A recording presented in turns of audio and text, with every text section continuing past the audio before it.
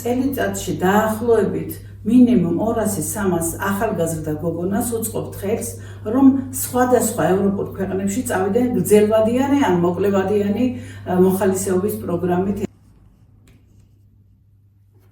არასამთავრობო სექტორში მუშაობა დავიწყე იმ დღიდან, როცა უკვე დაიწყო არასამთავრობო სექტორმა უკვე დამოუკიდებელ საქართველოში ფუნქციონირება 1992 წლიდან. მაშინ იცით ძალიან მძიმე სოციალური, პოლიტიკური და ეკონომიკური კრიზისი იყო და განსაკუთრებით უმძიმეს მდგომარეობაში ჩავარდნენ ქალები. ქალებს სჭირდებოდა თანადგომა, მხარდაჭერა და აი იმ საახლობლო ქალების მხარდაჭერის მიზნით დავიწყეს სხვადასხვა აქტივობების განხორციელება და შესაბამისად ნელ-ნელა ჩამოყალიბდი როგორც ქალთა უფლებების დამცველი, ჯერ აქტივისტი და შემდეგ უკვე პროფესიონალი. ჩემი ორგანიზაცია აქტიურად იყო ჩართული ქალთა და გოგონათა წინააღმდეგ ძალადობის შესუსტებაზე, საერთაშორისო თანამეგობრობასთან ერთად და აი 2006 წელს მივახციეთ იმას, რომ ჯერ კანონი იქნა მიღებული და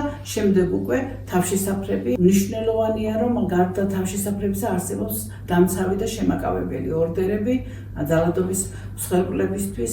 ჩვენ შევძელით და მივახციეთ იმას და ძალიან ბევრი წელი დაჭირდა, ქალები მიწისა და ქონების თანამესაკუთრები იყვნენ თანაბარი უფლებებით. ჩემი ორგანიზაცია იყო გარე დაფინანსებაზე, მაგრამ საქმე ყოველთვის კეთდებოდა ადგილობრივი მოსახლეობის, განსაკუთრებით ქალების, გოგონებისა და ბავშვების საკეთილ დღეოდ და არა ვთქვათ რომელიმე უცხო ქვეყნის ინტერესების დაცვის მიმართულებით. და ეს დაფინანსება მოდიოდა სრულიად უანგაროდ საერთაშორისო დონორი ორგანიზაციებისგან.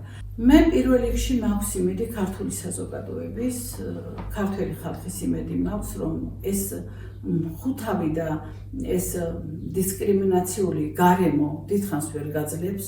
საერთაშორისო თანამეგობრების იმედი მაქვს ისევ, რომ ამ ჩვენ ძალისხმევას არ დატოვებენ ყურადღების გარეშე, გაითვალისწინებენ და ისევ გააგრძელებენ აქტიურ თანადგომას ჩვენსავე საკეთილ დღეოდ.